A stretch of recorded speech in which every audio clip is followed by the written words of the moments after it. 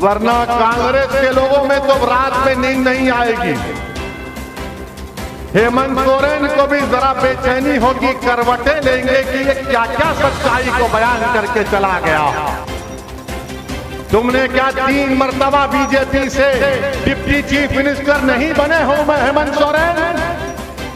क्या बीजेपी और तुमने आरएसएस का दामन नहीं थामा?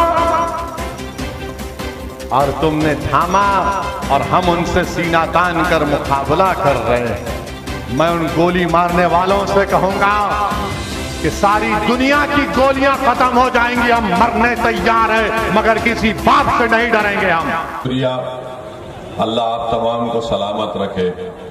मेरी आपसे गुजारिश ही है कि 5 सितंबर को जो दोबारा इलेक्शन होने जा रहा है, आप तमाम लोग जरूर अपने वोट का इस्तेमाल करिए और मजलिस के उम्मीदवार का इंतखाबी निशान पतंग छाप है।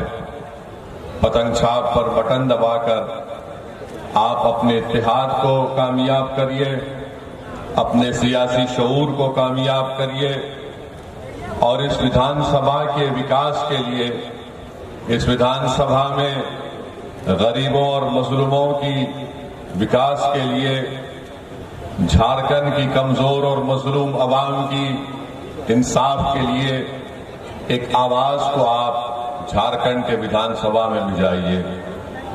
आज मैं आपको बड़ी जिम्मेदारी के साथ ये बात कह रहा हूं कि जब तक आप अपने वोट से मुत्तहिद होकर, इत्तेहाद पैदा करके आप अपने वोट से मजलिस के उम्मीदवार को कामयाब नहीं करेंगे, याद रखिए मेरी इस बात को कि आपसे कभी इंसाफ नहीं होगा।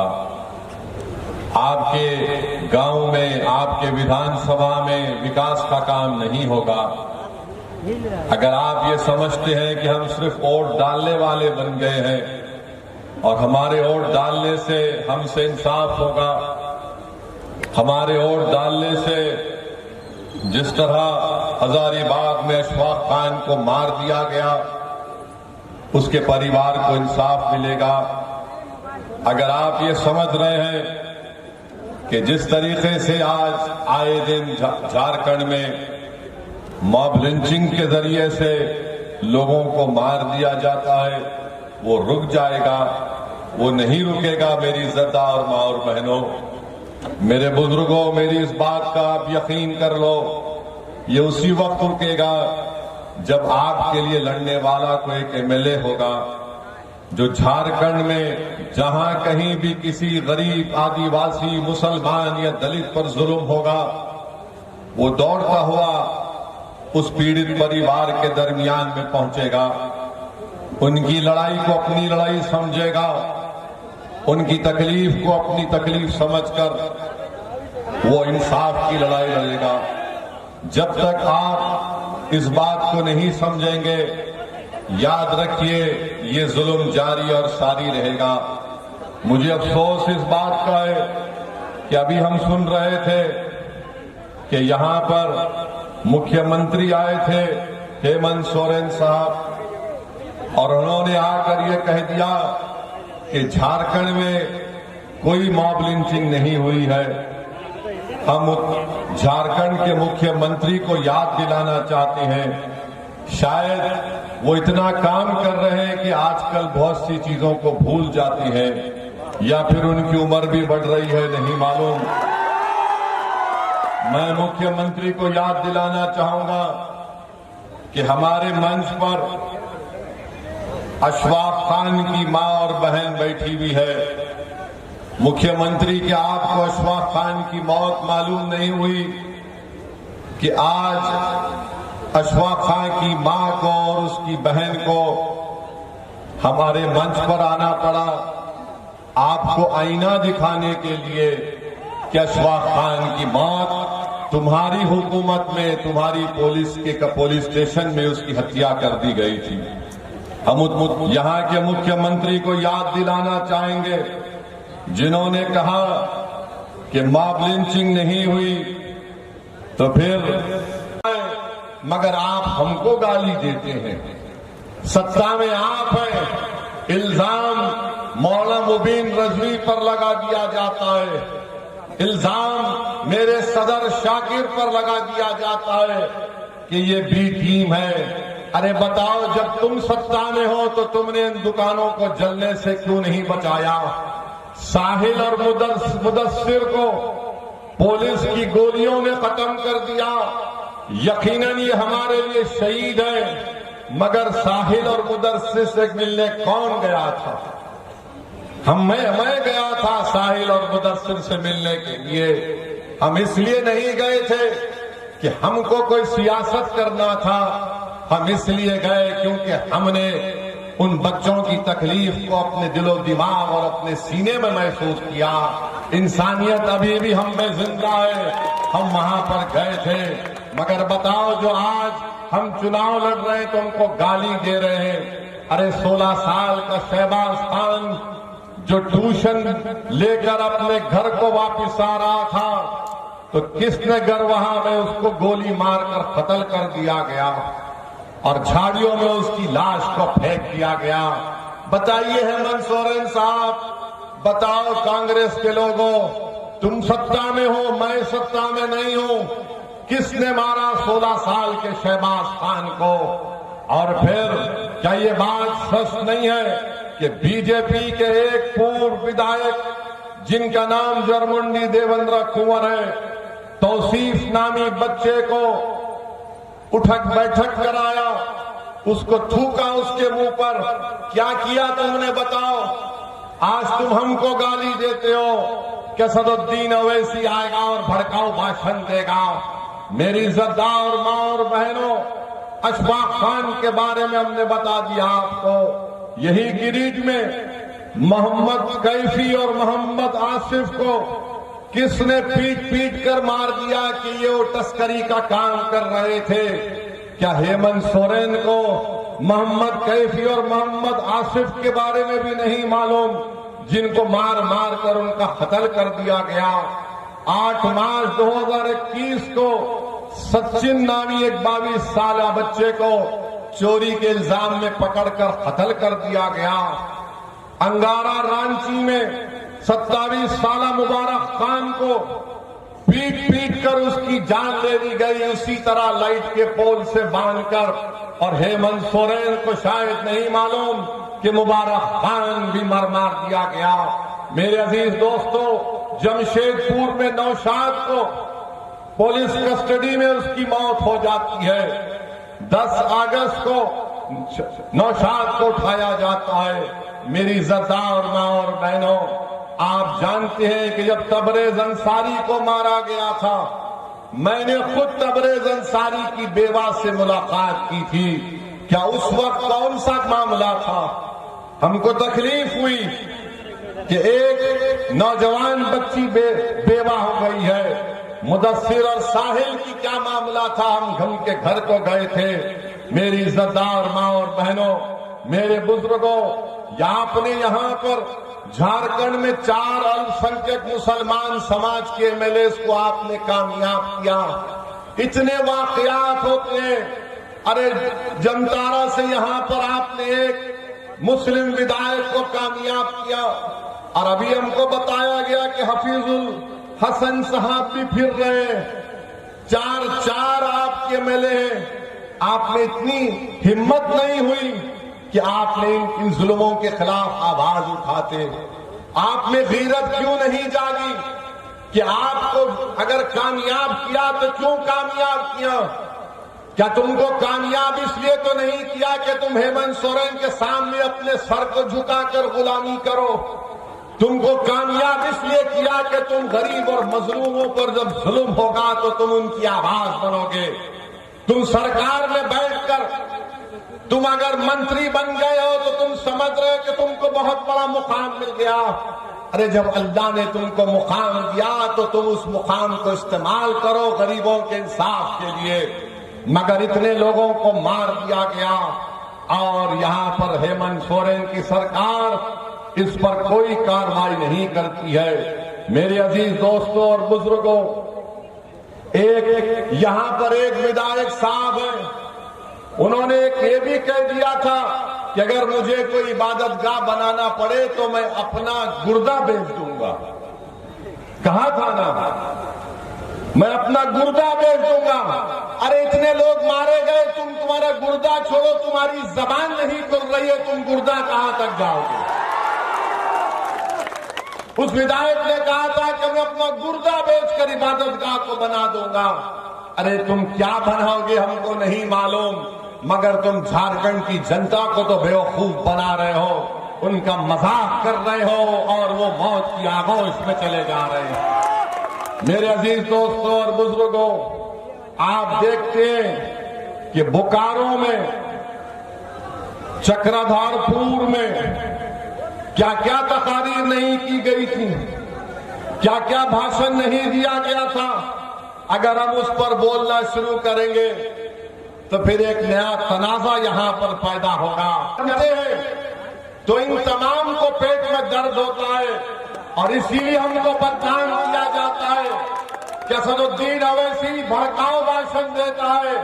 अरे अगर गरीबों के जुल्म को बयान करना भड़काऊ भाषण है तो सुन लो हेमंत सोरेन, मैं भड़काऊ भाषण देता रहूंगा। अगर शमशाद अंसारी की तकलीफ को बयान करना भड़काऊ भाषण है तो हम तमाम शमशाद अंसारी हैं। अगर हमारी बहन और हमारी माँ बैठी भी है, उनके बेटे और औलाद के लिए इंसाफ की बात करना अगर भड़काऊ भाषण है तो मुझे फख्र है कि अल्लाह ने मुझे भड़काऊ भाषण बोलने की सलाहियत दी। मगर आप बताओ, आपने क्या किया यहां पर? चुनाव जब आता है तो ओवैसी का डर दिखाते हैं कि अगर ओवैसी को वोट देंगे, मंजलिस को वोट देंगे तो बीजेपी जीत जाएगी।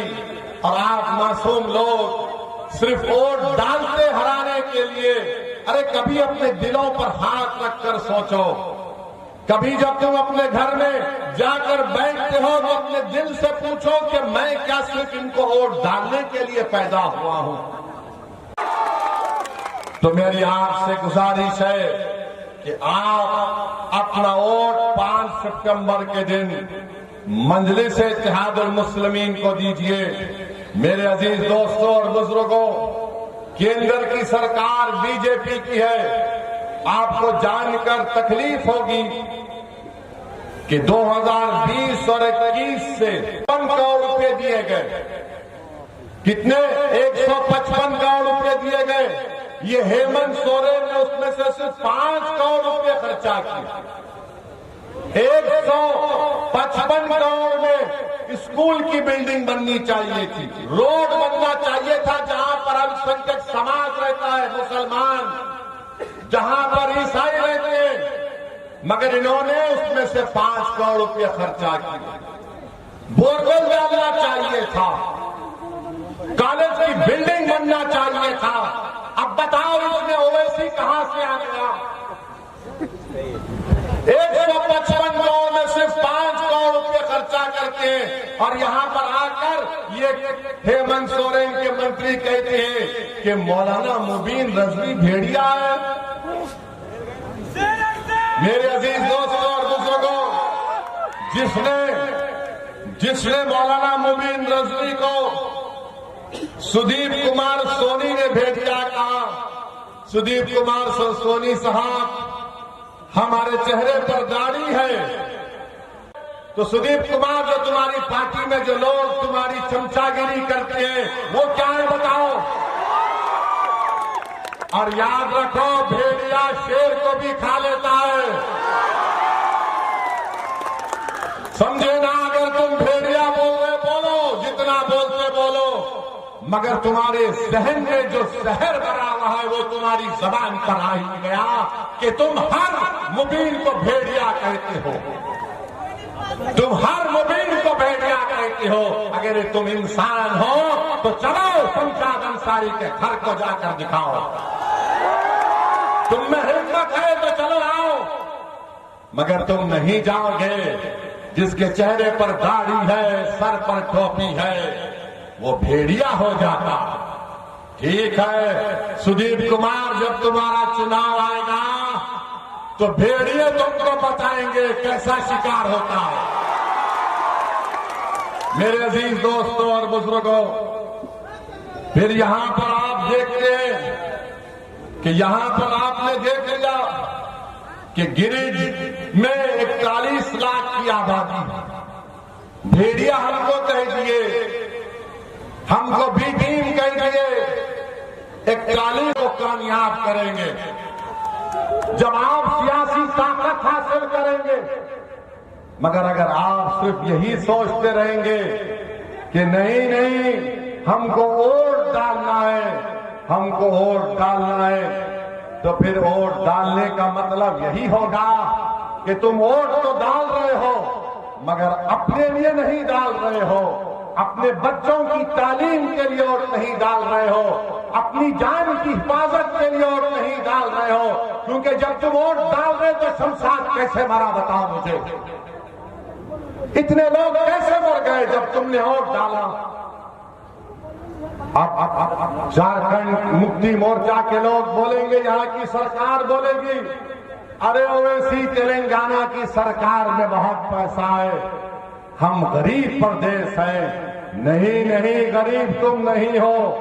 2019 और 20 में झारखंड सरकार को मिनरल्स में 5,165 करोड़ रुपये मिला, 5,165 करोड़ रुपये मिला।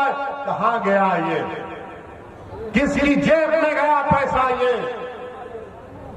किसकी जेब में गया बताओ। गरीब के जेब में तो नहीं गया, गरीब के बच्चे तो शिक्षा हासिल नहीं कर रहे। 5,165 करोड़ रुपये इनको मिले और फिर हम पर इल्जाम लगाते कि ओवैसी आएगा तो बीजेपी को फायदा होगा। तो ये बताइए कि झारखंड के एक मिनिस्टर हैं, मिथिलेश ठाकुर उनका नाम, वो मालूम मुझे है, वो मिथिलेश ठाकुर है।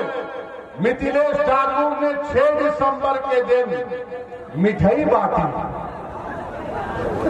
अरे तू 11 रब्बी अव्वल के दिन भी मिठाई बांटता, आका की आमद की खुशी में मनाता, मिठाई खिलाता।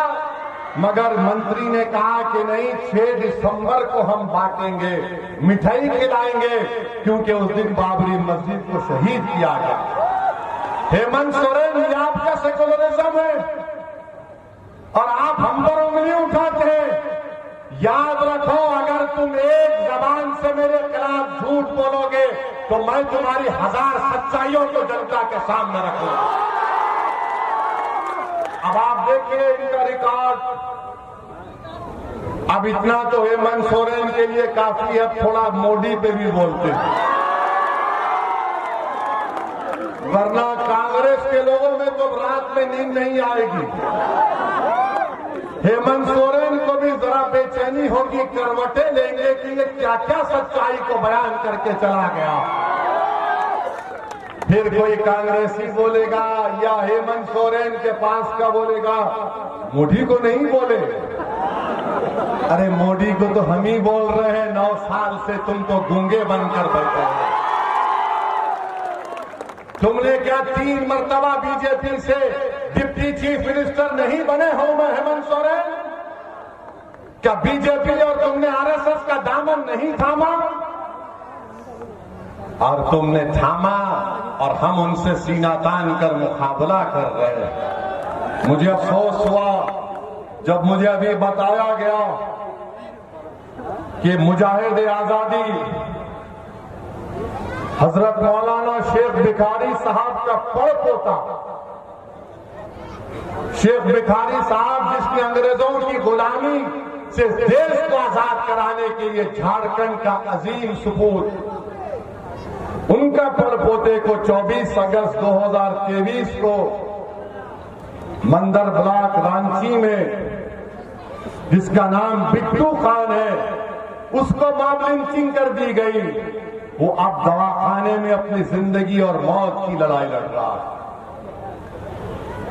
शेख भिखारी साहब का पड़पोता, वो बेचारे जो इस देश को आजाद कराने के लिए अपना सब कुछ कुर्बान कर दिए, और जालिमों ने उनके पड़पोते को मार पीट कर अस्पताल को पहुंचा दिया और अभी तक उस केस में कोई एफआईआर नहीं हुआ, हमको बताया जा रहा। बताइए आप, इल्जाम हम पर लगता है, मगर जब ये तमाम सच्चाई को हम बयान करते हैं तो आज आपसे अपील करने आए हैं कि झारखंड में आदिवासी, मुसलमान, दलित ये गुलदस्ता है इस प्रदेश का, और पूरे देश हमारा भारत एक गुलदस्ता है। और Narendra Modi uniform civil code लागू करना चाहते हैं। हम यूनिफॉर्म सिविल कोड को मुस्तरद करते हैं। यूनिफॉर्म सिविल कोड को हम एक्सेप्ट नहीं करते। क्या आदिवासियों पर यूनिफॉर्म सिविल कोड ला सकते मोदी आप? क्या छोटा नागपुर का कानून नहीं है झारखंड में जमीन का? इस जमीन का कानून है। क्या आदिवासियों पर यूनिफॉर्म सिविल कोड लागू किया जा सकता है झारखंड के? बताओ बीजेपी वालों, मैं चैलेंज कर रहा हूं मोदी को कि क्या तुम झारखंड के, छत्तीसगढ़ के, तेलंगाना के, मध्य प्रदेश के, राजस्थान के आदिवासियों पर यूनिफॉर्म सिविल कोड लागू करोगे?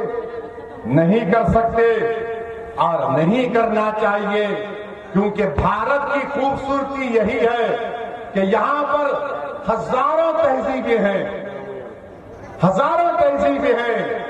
यहां पर हर एक का अपना अपना पर्सनल लॉ है।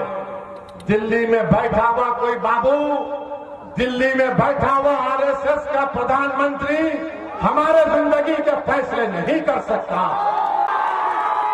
हम अपने मतलब पर, अपने मकसद के तहत, अपनी मोहब्बत की बिना पर वोट देंगे। अरे तुम गोली मार कर हमको शहीद करके तुम कह रहे हो, याद रखो तुम जालिम हो, तुम्हारा जुल्म खत्म होगा।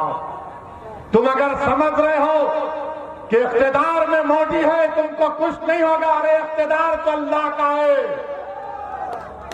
इख्तिदार तो अल्लाह का ही रहेगा। सुबह क़यामत तक इंसानों का इख्तिदार नहीं रहता।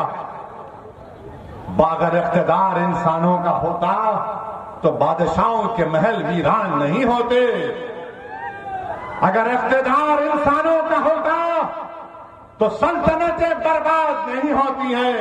हाँ, हमारा सुल्तान मोहम्मद सल्लल्लाहु अलैहि वसल्लम है, ताजदार मदीना है। इख्तिदार उसका रहने वाला है, अल्लाह का। आज जो लोग नाम लेकर हमको गोली मार रहे हैं या हमारी जानें ले रहे हैं, सुन लो, तुम्हारे पास भी इख्तिदार नहीं रहेगा, तुम्हारे पास से भी इख्तिदार जाएगा। अल्लाह इंसाफ करेगा। मैं जानता हूं कि किसी एक भारत के किसी एक मुकाम पर किसी एक मां के बेटे को किसी ने जान से मार दिया, तो जब मीडिया के लोगों ने जाकर उस पीड़ित मां से पूछा कि तुम्हारे बेटे की हत्या कर दी गई है, मां जी तुम्हारी तबीयत कैसी है, तो उस मां ने आंख में आंसू लाकर कहा कि मैंने तो सबर कर लिया मगर मेरा अल्लाह सबर नहीं करेगा। तुम आज गरीबों पर, कमजोरों पर जुल्म कर रहे हो, इंशाअल्लाह ताला कुदरत इंसाफ करेगी। मेरे अजीज दोस्तों और बुजुर्गों, आपको हम सिर्फ यही बताने आए हैं कि यहां पर आपने 20 साल से 19 साल से आपने एक ही उम्मीदवार को वोट दिया। उन्होंने कोई कारखाना नहीं कायम किया। मुबीन रजवी साहब और हमारे सदर साहब बता रहे थे कि यहां से कई नौजवान मर्द हजरात अपने अपने घर छोड़कर कोई मुंबई चला गया, कोई दिल्ली चला गया, तो कोई हैदराबाद चला गया। अगर कारखाना बन जाता तो कुछ काम लगता, यहां पर नौकरी मिलती, मगर हेमंत सोरेन ने ना कारखाना लगाया ना नौकरी लगाई। अब कह रहे हैं कि 60-40, हेमंत सोरेन 60-40 कह रहे हैं। तो आपने अच्छा नारा लगाया था, क्या कहा? 60-40 नहीं चल तो, 60-40 नहीं चल तो हेमंत सोरेन को 40 दीजिए, 60 हमको देके इनको कामयाब करिए, तभी इनका दिमाग हल्का होगा। अरे ये आदिवासी प्रदेश है, आप ये कह रहे हैं कि 60-40? हेमंत सोरेन, कौन आपको कह रहा है ये सब बातें? क्या आप अपनी बर्बादी को दावत दे रहे हैं? अरे ये गरीब प्रदेश में आप यहां के लोगों को नौकरी देने के बजाय आप कह कुछ और ही कह रहे हैं। मुझे बड़ा अफसोस हुआ कि जब मैं ये देखा, क्या देखा मैंने कि हेमंत सोरेन कह रहे कि संस्कृत यूनिवर्सिटी बनाएंगे। अच्छा, संस्कृत यूनिवर्सिटी, संस्कृत बोलने वाले 24,280 है लोग हैं। कितने लोग हैं संस्कृत बोलने वाले? हेमंत सोरेन 24,000 लोगों के लिए यूनिवर्सिटी और पूरे जिले के 31 लाख लोगों के लिए खाली 25 स्कूल, और आप इसलिए वोट देंगे? आप इसलिए वोट देंगे? अब नहीं मालूम तुम 4 तारीख 5 तारीख को जाके क्या करोगे, नहीं मालूम। नहीं अभी सुनो अभी ये बड़ा जज्बाती बयान देकर गया, तुम इसकी बातों में नहीं आना, हम सब कर देंगे। याद रखो, आप आज के बाद जेएमएम और कांग्रेस के लोग आपके घर के अतराफ फिरेंगे, ए बाबा भीख दे देना, एक भीख वोट दे देना। ये तो हम काम कर दिए ना, ये तो हम रोड पे ला लिए उनको, तुम्हारे गांव में ला लिए, मगर अब आपकी जिम्मेदारी है कि आप अपने लिए, अपने बच्चों के लिए, अरे वाह वाह, तुम खाली मुशायरा नहीं हो रहा, 5 तारीख को जाके वाह बोल के पतंग पे बटन दबाओ, और फिर आपको बताना चाह रहे हैं।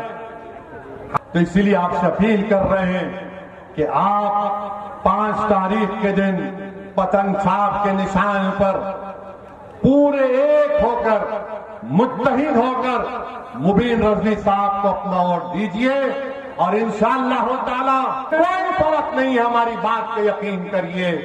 इंशाअल्लाह मैंने आपसे वादा किया था कि मैं झारखंड को आया हूं और आता रहूंगा। आपने 2019 में हमको वोट दिया, हमको कामयाबी नहीं मिली, यकीनन हमको थोड़ा रंज हुआ, मगर हमको हमारे हौसले पस्त नहीं हुए। हमने जो वादा किया हम आ रहे हैं और आते रहेंगे, मगर मेरी इज्जतदार मां और बहनों,